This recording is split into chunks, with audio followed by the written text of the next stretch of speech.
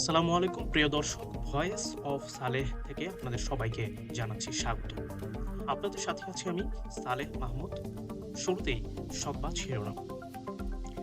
শিবলি রুবায়েত সহ ৯ জনের পাসপোর্ট বাতিল। জনগণের বিপক্ষে কাজ করলে ৫ আগস্টের মতোই পরিণতি হবে তারেক রহমান। বরিশাল থেকে ১৫টি রুটে বাস ধর্মঘট, যাত্রীদের চরম ভোগান্তি। গ্রিনল্যান্ডের ৮৫% অধিবাসী ট্রাম্পের প্রস্তাবের বিরোধী। বিপিএলে ছক্কার রেকর্ড তাহলে ভেঙে যাচ্ছে।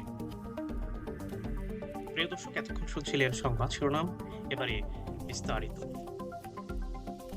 পুঁজিবাদের নিয়ন্ত্রক সংস্থা বাংলাদেশ সিকিউরিটিজ অ্যান্ড এক্সচেঞ্জ কমিশনের সাবেক চেয়ারম্যান শিবলি রুবায়েত উল ইসলাম সহ ৯ জনের পাসপোর্ট বাতিল করেছে সরকার। অন্য যে ৮ জনের পাসপোর্ট বাতিল করা হয়েছে তারা হলেন বিএসইসির সাবেক কমিশনার শেখ শামসুদ্দিন আহমেদ, নির্বাহী পরিচালক মাহবুবুল আলম, সাইফুল রহমান, রেজাউল করিম, পরিচালক শেখ মাহবুব উর রহমান, মোহাম্মদ মাহমুদুল হক, অতিরিক্ত পুলিশ এস কে মোহাম্মদ লুৎফর কবির ও যুগ্ম পরিচালক মোহাম্মদ রশিদুল আলম। জনগণের বিপক্ষে কাজ করলে ৫ আগস্টের মতোই পরিণতি হবে বলে মন্তব্য করেছেন বিএনপির ভারপ্রাপ্ত চেয়ারম্যান তারেক রহমান। তারেক রহমান বলেন, দেশের বিরুদ্ধে, জনগণের বিরুদ্ধে কাজ করলে পরিণতি কি হয় আমরা ৫ আগস্ট দেখেছি।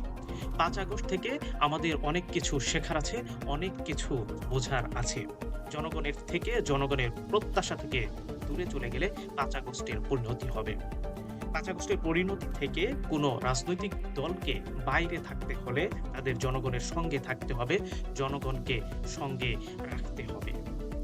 নিরাপত্তা নিশ্চিতের দাবিতে বরিশাল রূপাতলী বাস টার্মিনাল থেকে ১৫টি রুটে বাস ধর্মঘট শুরু করেছেন পরিবহন শ্রমিকেরা। এতে বরিশাল থেকে দক্ষিণের জেলাগুলোর বাস যোগাযোগ বন্ধ হয়ে গেছে। যাত্রীরা মারাত্মক দুর্ভোগে পড়েছেন। আজ বুধবার সকাল ৬টা থেকে অনির্দিষ্টকালের জন্য ধর্মঘট শুরু করে পরিবহন মালিক শ্রমিক ঐক্য পরিষদ। জরিপকারী সংস্থা পোলস্টার ভেরিয়ান সম্প্রতি গ্রিনল্যান্ডে একটি জনমত জরিপ করে। ডেনমার্কের একটি সংবাদপত্রের অনুরোধে তারা এই জরিপ চালায়। জরিপে গ্রিনল্যান্ডের অধিবাসীরা প্রশ্ন করা হয়েছিল তারা ডেনমার্কের অংশ হয়েই থাকতে চান নাকি যুক্তরাষ্ট্রের অংশ হতে চান। জরিপে দেখা যায় গ্রিনল্যান্ডের ৮৫% অধিবাসী যুক্তরাষ্ট্রের অংশ হতে চান না। এবারে খেলার খবর, ক্রিকেট। বিপিএলে এক মৌসুমে বাংলাদেশের ব্যাটসম্যানদের সবচেয়ে বেশি ছক্কার রেকর্ডটা এবার ভেঙে ফেলেছেন তানজিদ হাসান। ঢাকা ক্যাপিটালসের হয়ে এই ব্যাটসম্যান ১০ ম্যাচে মেরেছেন ২৯টি ছক্কা। হাতে থাকা ২ ম্যাচে ছক্কার সংখ্যা নিশ্চিত আরও কিছু বাড়িয়ে নেবেন বাংলাদেশ জাতীয় দলের এই।